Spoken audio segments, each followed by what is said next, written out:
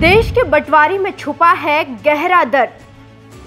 10 लाख मौतें, 83,000 बलात्कार। लोगों ने चुकाई थी बंटवारे की भारी कीमत। हिंसा और दंगों से शर्मसार हो गई थी मानवता। नमस्कार, मैं हूं आपके साथ सपना दानू। स्वागत है आपका हमारे चैनल एनएमएफ न्यूज पर। 15 अगस्त 1947 को हमारा देश आजाद हुआ। आज आजादी के 78 साल गुजर चुके हैं। हर साल 15 अगस्त को पूरे देश भर में आजादी का जश्न मनाया जाता है, लेकिन इस आजादी के साथ साथ बंटवारे का भी दंश भारत ने झेला है। आजादी से एक दिन पहले ही 14 अगस्त को पाकिस्तान एक आजाद मुल्क घोषित हो चुका था। एक देश में अब 2 सरहदों की लकीरें खींची जा चुकी थीं और फिर दोनों तरफ सांप्रदायिकता का तांडव शुरू हो चुका था। कहने का मतलब यह है कि आजादी के साथ साथ बंटवारे ने जो लोगों को जख्म दिया, उसे इतिहास कभी नहीं भूलेगा। इस वीडियो में हम आपको बंटवारे की उन्हीं जख्मों और दर्द को बताने वाले हैं जो लोगों ने झेला है।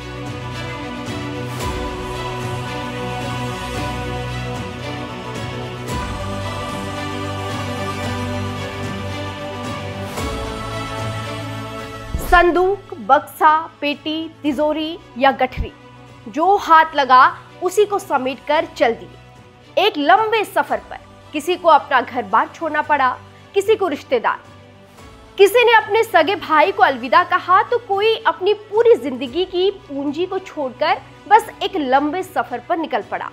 ये वो समय था जब करोड़ों की तादाद में लोग एक सरहद से दूसरे सरहद की तरफ विस्थापित हो रहे थे।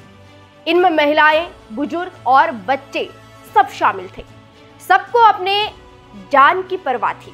बड़ी तादाद में मुस्लिम पाकिस्तान जा रहे थे, तो वहीं पाकिस्तान से हिंदू भारत की तरफ आ रहे थे। देश के बंटवारे ने लोगों के पलायन को हिंसक नरसंहार में बदल दिया था। लाखों की तादाद में लोगों का सड़कों पर कत्लेआम शुरू हो गया था।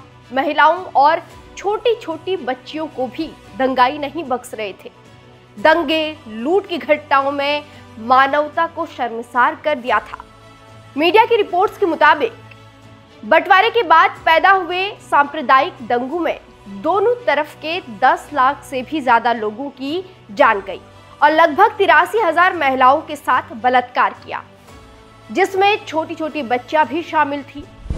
इस बंटवारे ने ऐसा माहौल पैदा कर दिया कि जो लोग सदियों से एक साथ रह रहे थे, अचानक वो एक दूसरे के जानी दुश्मन बन गए थे।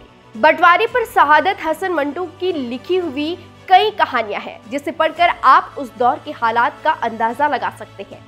इतिहासकार मानते हैं कि यह बंटवारा बेहद जल्दबाजी में किया गया था। ब्रिटिश हुकूमत ने बंटवारे की जिम्मेदारी अंतिम गवर्नर लॉर्ड माउंटबेटन को सौंपी थी और माउंटबेटन किसी भी तरह जल्द से जल्द दोनों देशों के बीच लकीर खींचना चाहता था। हैरानी की बात तो यह है कि इस बंटवारे की लकीर खींचने का काम सिरिल रेडक्लिफ, एक ऐसे अंग्रेज अफसर को दिया गया था जो कुछ ही हफ्ते पहले भारत आया था। उसे भारत के इतिहास और भूगोल के बारे में कुछ नहीं पता था और उसने बिना सोचे समझे दोनों देश के बीच एक लकीर खींच दी। बंटवारे के बाद जिन लोगों ने भी पलायन का दर्द झेला, वे आज भी इसका जिक्र कर दर्द से करा जाते हैं। एक तरफ ऐसे लोग थे जो अपनी बड़ी बड़ी हवेलियां छोड़कर आए थे, तो वहीं दूसरी तरफ कुछ लोग नंगे पांव और फटे हाल भी थे। हर तरफ खून खराबे का माहौल था।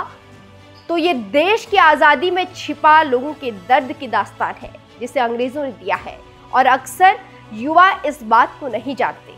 खैर, अब देश को अंग्रेजों से आजाद हुए 78 साल गुजर चुके हैं और आजादी के 78वें साल पर आप क्या कहेंगे, कमेंट करके जरूर बताएं।